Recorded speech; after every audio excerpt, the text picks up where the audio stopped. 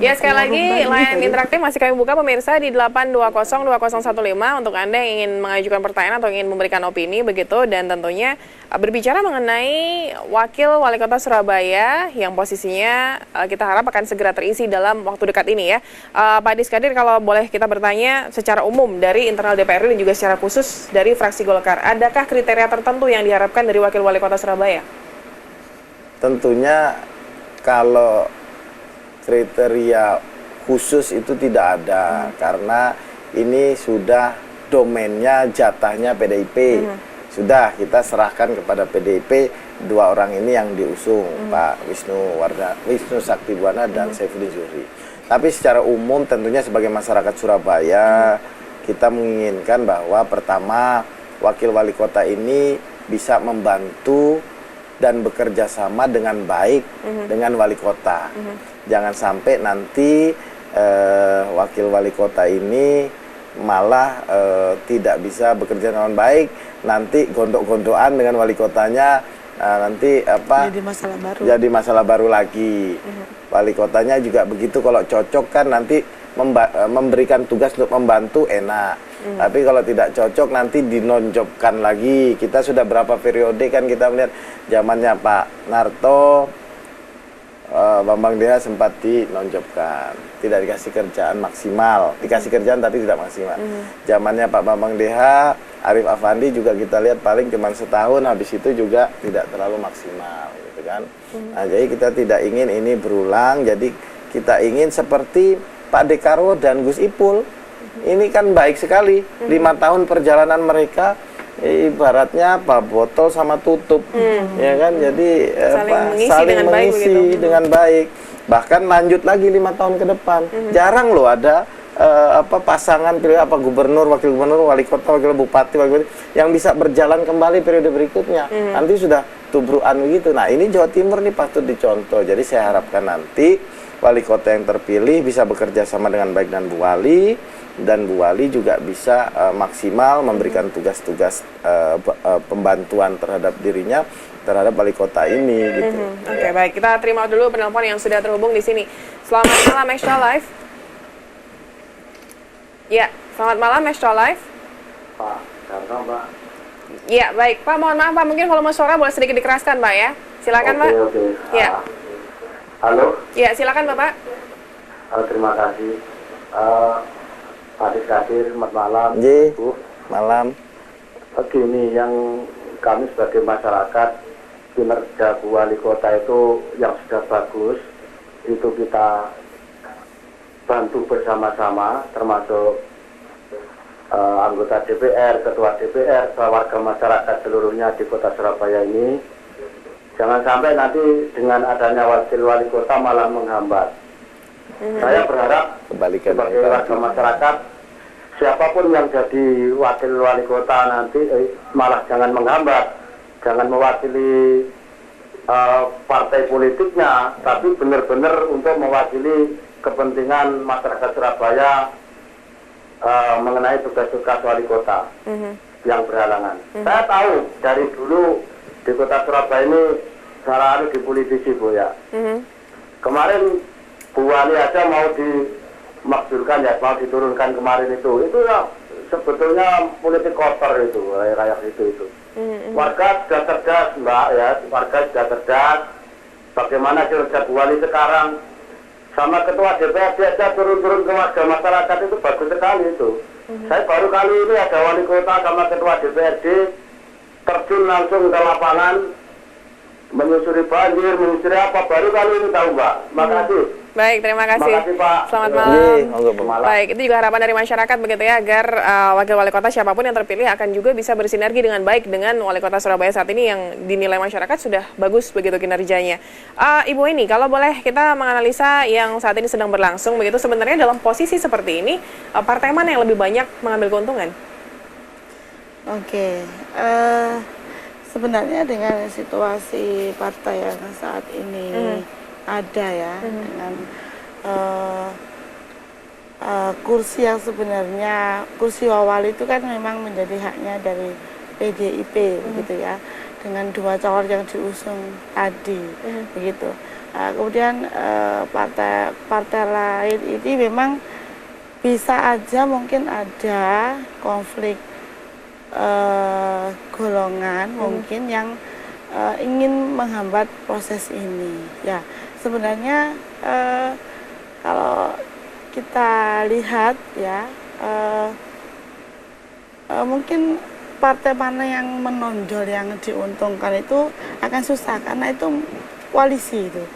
Jadi selain PDIP itu mungkin juga bisa aja ada kemungkinan mereka itu bekerja sama untuk mungkin juga ya bisa aja bisa menghambat, bisa juga mendukung. Nah, ini bola panas ada di mereka. Maka ini harapannya panitia pemilihan ini segera terbentuk sehingga bisa segera bisa mendorong percepatan atau running dari proses pemilihan Pilwali ini agar ya pasti harapan kita semua adalah kepentingan masyarakat tadi bisa terpenuhi, termasuk juga mendapatkan wakil wali kota yang bisa bersinergi, tidak malah menambah masalah baru tadi, ya kan? Karena memang dominannya peran Bu Risma juga kemampuan beliau dalam memimpin bisa kita akui. Nah, nanti misalkan muncul figur wakil wali kota dengan tadi yang disampaikan oleh Bapak penelpon terakhir tadi bahwa masyarakat sudah cerdas, memang tidak bisa dibohongi lagi. Masyarakat itu pasti akan memilih pemimpin yang tipenya pekerja, tidak perlu susah-susah menyeting atau membuat masyarakat itu sudah muak dengan tidak perlu pencitraan partai begitu. Politik seperti itu. Contohnya yang sekarang ini yang muncul kan seperti seperti Jokowi, Ahok itu kan seperti itu yang muncul. Harapannya Surabaya juga meniru Jokowi, Ahok atau Karsa tadi. Oke, baik, luar biasa sekali. Baik, Pak Diskadir, kalau harapan dari fraksi Golkar sendiri dan juga harapan Anda sebagai anggota DPRD juga, bagaimana dengan proses pemilihan awal ini? Iya, harapan kami tentunya kami juga setelah ini agenda besar banyak Mbak ke depan. Dalam waktu dekat ini kami juga akan menghadapi pemilu legislatif. Ini sosialisasi sudah bisa dimulai sekarang. Jadi kami juga ingin supaya proses pemilihan wakil wali kota ini tidak berlarut-larut, biar cepat selesai. Jadi kami juga kampanyenya enak, karena kami tugas besar dari partai untuk mengangkat suara partai kami. Ya, jadi kami juga terkait dengan tadi pertanyaannya partai yang diuntungkan dengan kepemimpinan Bu Risma. Terus terang kami partai Golkar merasa diuntungkan dengan kepemimpinan Bu Risma. Karena apa? Sekarang ini Bu Risma ini bisa berkomunikasi dengan baik dengan seluruh partai, walaupun dia diusung oleh salah satu partai, bukan partai kami, tapi dengan kami komunikasi cukup baik. Kami komunikasinya intens, termasuk juga masalah-masalah perkotaan. Kita bisa masuk di sana, kita bisa dengan mudahnya menelpon beliau untuk memberikan masukan, dan seandainya ada sesuatu juga beliau tidak sungkan-sungkan minta pendapat kami dari fraksi Partai Golkar. Dan inilah yang kami mintakan ke depan. Wali kota yang ada Surabaya termasuk wakilnya terpilih, karena begitu menjadi wakil wali kota dan wakil wali kota itu bukan lagi milik satu partai, tetapi milik masyarakat kota Surabaya. Jadi sebagai ibu, sebagai bapak seluruh partai. Oleh karena itu mari semua partai ini dirangkul. Inilah yang dilakukan oleh Bu Risma sekarang. Jadi kami merasa dengan pemimpinan beliau kami cukup sangat diuntungkan gitu. Jadi kami juga nanti makanya menghimbau fraksi kami, kalau sudah selesai ini terpilih satu wakil ini bisa bekerja sama dengan baik dengan Bu Wali, mensupport dengan baik kinerja Bu Wali. Untuk apa? Karena Bu Wali sudah tahu, kita dengar sendiri tadi masyarakat semua, Bu Wali sudah baik, tidak ada yang bisa.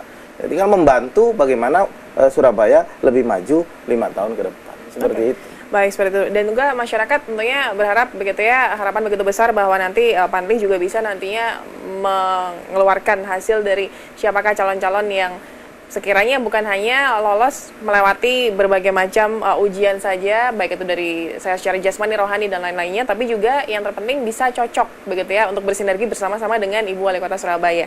Baik, terima kasih Pak Rizkadir, terima kasih Bu Eni juga atas kehadirannya, dan kita akan berjumpa kembali pemirsa di episode lain di Extra Life yang tidak kalah menariknya, dan akhirnya saya Mei Sumampo harus undur diri. Terima kasih dan sampai jumpa. Band kita malam hari ini di Korea.